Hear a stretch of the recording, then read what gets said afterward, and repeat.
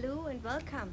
Today we go to Fukushima, just 6 kilometers from the Fukushima Daiichi nuclear power plant. How come? We came from Matsushima and drove down to Fukushima, and my husband have heard about it, that they opened a museum there.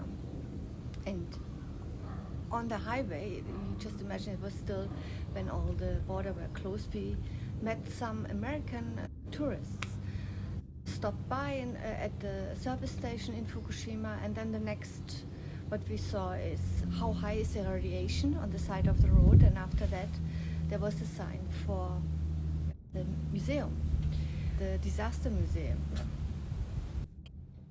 So what you see here, this is the road between the highway and the seaside on the way to the disaster museum. We passed by a bus stop and there are regular buses going, so it seems that some of the houses are already occupied.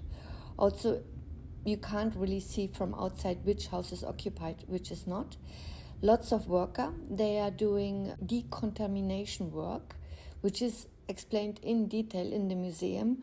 I try to explain it now. It's basically removing the contaminated earth and bring it to a different place, or try to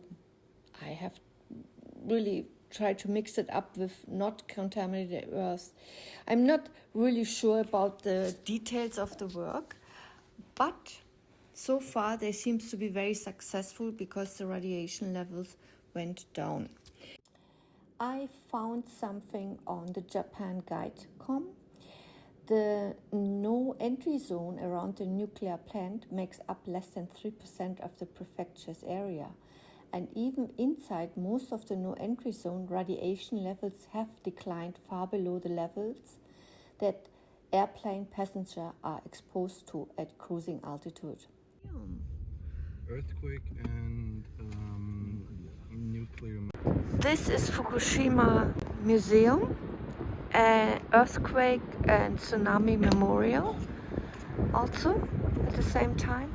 And there behind is the sea. I think you can see this a little bit. And on that side there is a Fukushima power plant behind that, as I understand it correctly.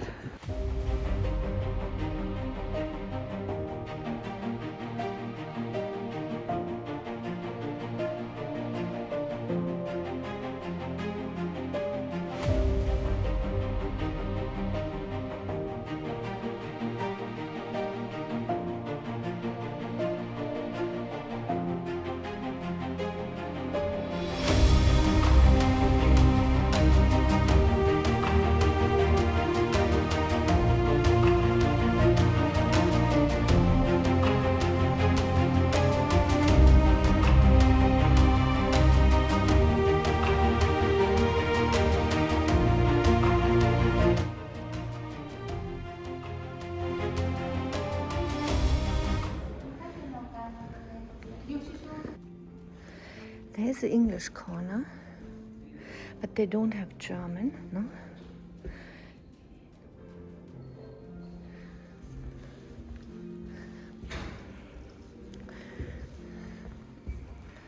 These are pictures from the 2011 disaster. We are now in the auditorium. We are not allowed to film, but I show you just a beginning. And then we are going up to the museum, and in certain areas separated in sections, there are people you can talk to and ask them what happened, and they explain you everything. This is very emotional for me because I have been in Japan with my children who were at that time 11 and 13 years old, and I couldn't reach them on that day. And still, when I see pictures today, I feel really emotional, and I feel so sorry for the people who had to leave their homes in Fukushima. It's an absolutely terrible, terrible situation at that time. 1825. I cannot remember that. I was still on the way walking through Yokohama. So you can believe my surprise when I heard there is a museum you can go to. And this Densho Road, I think I talked about it already before in one of my videos. If you're interested about what happened 11 years ago, you can drive along the Densho Road. There's the sea behind.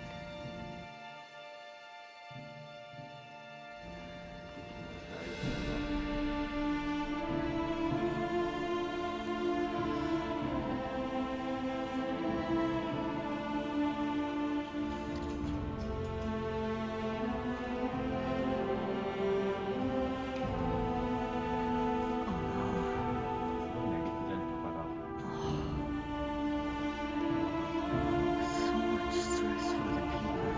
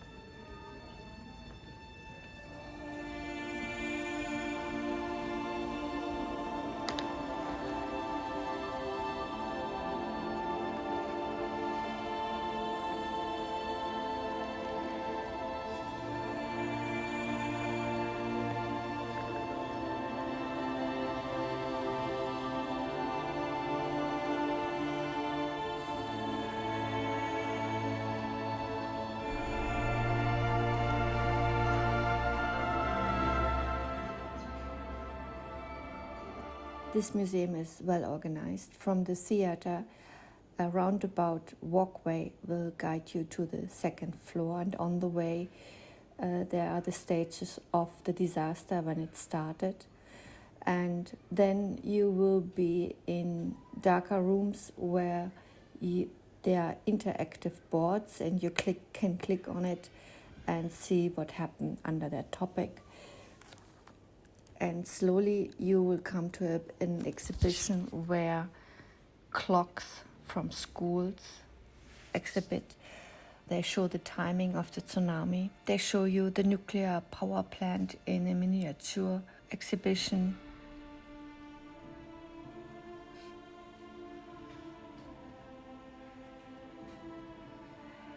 Then you can find in the digital board stories about after the disaster, how people manage, what kind of struggle they encounter, and how people reacted to them, and all this.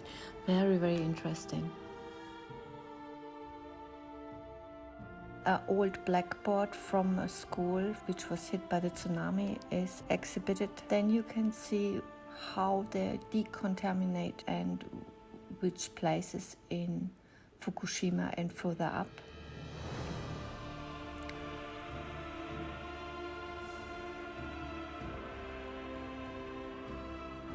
This is basically a slideshow now from me. I did videos where, I'm not so sure, I think videos were not allowed. Only photos were allowed to be taken. Yeah, something like this. So it was very interesting, but you need really some time. I love to see everything except the decontamination work. I was not so interested in that. That's it for today. I hope you liked this video. I have to compare this museum to Hiroshima. I think it's so interesting, so unusual, and it brings a lot of emotion to the visitor, and especially the visitors who have experienced the 2011 earthquake and tsunami. I felt, just feel, even if I watched the video just now, I felt like yesterday, the earthquake happened yesterday, and yeah, very, very interesting and a great museum. On another note, the Fukushima Daiichi nuclear power plant has also tours.